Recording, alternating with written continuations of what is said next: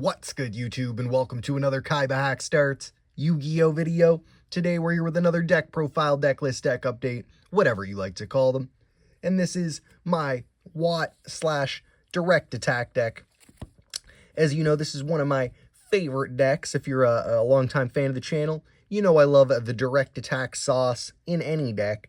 But my main kind of focused one is this Direct Attack kind of sauce in, but there's many ways to take it, and this is just one of the many interpretations. So as always, let me know if there's anything you think I missed in the deck, but we'll get straight into it. So we start with 3 Watt Giraffe. This card can attack your opponent directly, and when this card inflicts battle damage to your opponent by a direct attack, your opponent cannot activate spells, traps, spell/trap effects, or monster card effects until the end phase of this turn. So this is a decent little piece for 2 reasons. One, direct attack monsters usually don't have that much attack, and with 1200 it is pretty decent. And he can be comboed pretty nicely with another direct attacking monster that you've beefed up. Since usually Yu-Gi-Oh players aren't reading, you can attack with Watt Giraffe, get that attack through, and then they can activate their effects on your bigger, your boss or direct attack boy. Next, we got 3 Watt Cobra. Another decent, very essential piece. What is he up to? He can attack directly as well, and when he inflicts battle damage to your opponent by a direct attack, you can add 1 Watt monster from your deck to your hand. So this is a great little way to, of course, get more cards into hand, extend plays, do some more damage, because of course he is 1000 attack, which is pretty baseline for a decent direct attacker. A little less, and you're usually trading out for effects, and a little bit higher, and you're trading out for some down, some negatives, cons. Next, into the slightly newer sauce is the Wattuna. This is just an amazing piece for direct attack sauce. Even if you're not mainly focusing on Watt cards, it could still be essential. And this card can attack directly, of course, 800 attack, pretty good. And you can only use each of the following effects of Wattuna once per turn. At end of the damage step, if your monster inflicts battle damage to your opponent, you can special summon this card from your hand. So already in the battle phase, you're getting another 800 in, and another monster on the field. And you can special summon this card from your hand, and when this card inflicts battle damage to your opponent by a direct attack, which you're just going to be popping off anyway, you're in the battle phase, why not? You can tribute this card on the field and 1 or more non-tuner monsters from your hand and or face-up field, and special summon 1 Watt synchro monster from your extra deck, whose levels equal the total levels of the tributed monsters. So you're basically doing a synchro summon with him after you've popped off, so you can go in with a monster, get him out on the field in the battle phase, go in with him, and still in the battle phase, go into your extra deck, and then with some more tossed up plays, you can go even harder in that same battle phase. So a lot of potential there. Moving on, we're still trying out the Goblin Black Ops just because of his 1300 attack, but in reality, he can be traded out for a lot of different things, but it can attack directly, and if this card attacks, it is changed to defense position at the end of the battle phase, and this card's battle position cannot be changed until the end of your next turn, except with the card effect, of course. So, you get kind of locked out for a turn, but with that 1300, and you're slapping in, it can also almost be good for him to go to defense, so that way he can't be, unless they have piercing, you're not going to take damage on the attack, and then, it's not too big of a deal because he probably won't last that long anyway in terms of, turns. Next, some other sauce we're trying out is the Spell Striker at 2. You can remove from play 1 spell card from your graveyard to special summon this card, and this card can attack your opponent directly, and you take no battle damage from battles involving this card. So he only has 600 attack, it's a little less, but because we are running so many spells and stuff, he might be easier to bring out, and to be maybe used with that Watt Giraffe combo, or just to have another monster on the board for potential extra deck stuff, plays like that. Moving on, we got 2 Battle Fader, a great card for when you're just, maybe you're bringing out 1 monster at a time. They're low, you bring out a Watt Cobra, attack, let that Watt Cobra get dusted for whatever means, battle fader that turn out, and then whatever you got on that Watt Cobra last turn, you're going in and you could maybe finish up that game. So he can be a very essential hand trap for surviving to the next turn when you could maybe clean it up then. Then another nice piece in terms of special summoning power, similar to the Spell Striker. It is the red-haired Hasty Horse. If there is a column with no cards, you can special summon this card from your hand in attack position to your zone in that column. And you can only special summon red-haired Hasty Horse once per turn this way. So not something you'd want to run maybe 3 of. Well, potentially, but, you know, it depends on ratios and stuff and how you're playing direct attack. But if another card is placed in this card's column, destroy this card. So it's relatively easily destroyed because they could just set something or, you know, summon a monster and then it's gone. But once per turn, you can half this card's original attack, and for the rest of the turn, and if you do, this card can attack directly this turn. So, you know, you can sauce him down a bit to go in for that 1,000. He's also just, you know, 2,000, so he can be a bit of a beat stick if they have something smaller on their field. Lots of potential for him. And it is just in the more relative ways of maybe bringing out more monsters in one turn. Moving on, some extra sauce we got going is 3 Summon Breaker, a beautiful little piece to slow down the opponent and maybe, you know, stop them a bit. And potentially, if they're not reading, you know, get to you know, your turn surprisingly. What it is during main phase 1, the turn player successfully conducts their 3rd summon of a monster this turn, it becomes the end phase. So, you know, relatively speaking, you'd want to maybe get this out first and then do a bunch of plays after so they've kind of completely forgotten, even if they chose to read it or, you know what it does. Then it gets to their turn and then they summon their 3rd monster and you're like, oh, that's dope. It's the end phase. You know what I mean? And then it's your turn and you can start to clean up.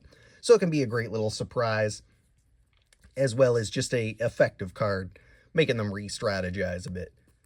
Next, we're trying out something new, the Backup Rider. It's not a quick play or an equip spell, so it doesn't really fit in with some of the sauce, but it does work better with the Spell Striker if we're maybe trying to pop off quicker with that. So it is just dependent on what strategies and ratios in the future we take things. But it is target 1 face-up monster on the field, gains 1,500 attack until the end of this turn. So there is different cards we could sauce out for less attack that are quick play or maybe equip or, you know, work around different stuff. But I like this because it's not once per turn. So if we could maybe get, who knows, even 3 of them in hand, even 2 would be decent, even 1.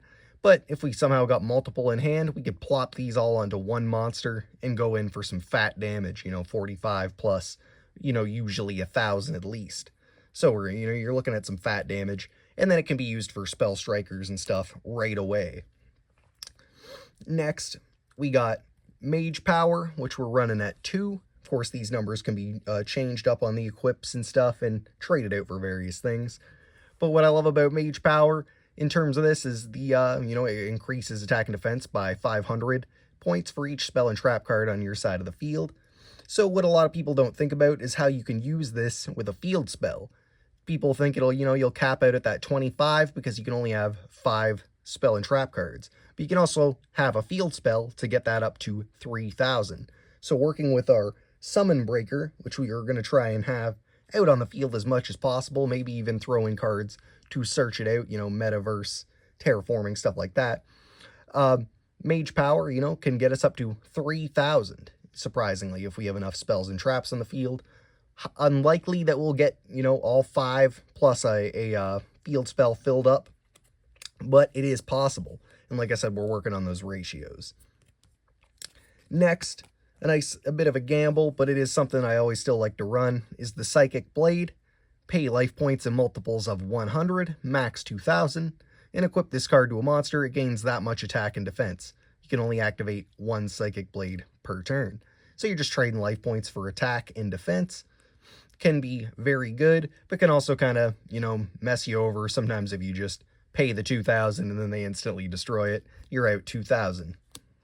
And of course, it is limited to once per turn, so it can be a bit of a brick sometimes if you have 3. Then we threw in a United We Stand. It is less likely, I would say, that we have multiple monsters on the field, but it is just something we're trying out. Plus, it works well with our next card, which is Toolbox. toolbox is a beautiful little tech piece here for equips. It is a continuous.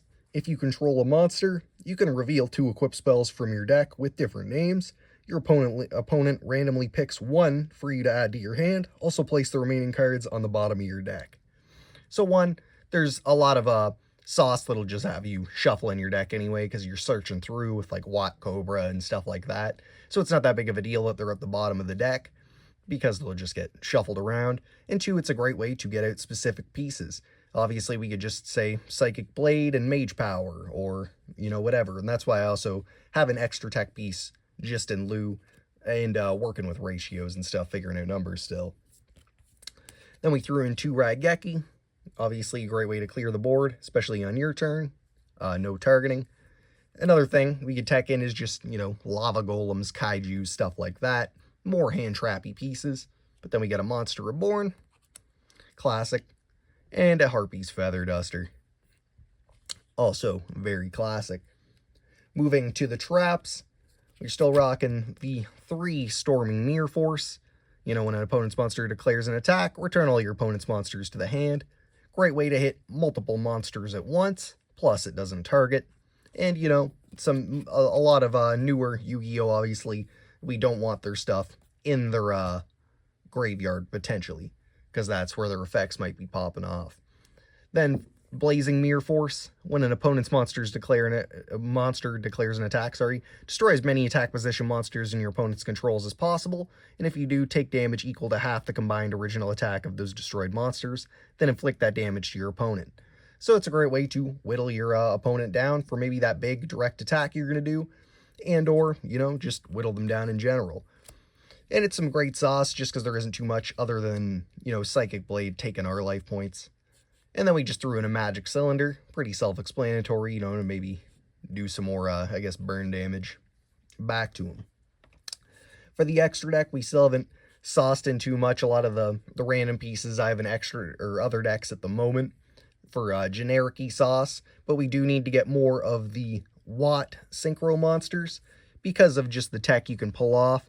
Especially, this card can attack directly, and when this card inflicts battle damage to your opponent by a direct attack, you can shuffle both 1 Wattuna from your graveyard and 1 face-up non-tuner thunder monster you control into the deck.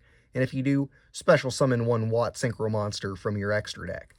So, there's obviously lots of potential here to possibly go into other, Watt synchro monsters in the battle phase. So we're using that Tuna tech where, a direct attack, and then we're special summoning Tuna, direct attacking with him, bringing out one of these synchros, direct attacking with it, and then potentially bringing out another synchro and direct attacking with it.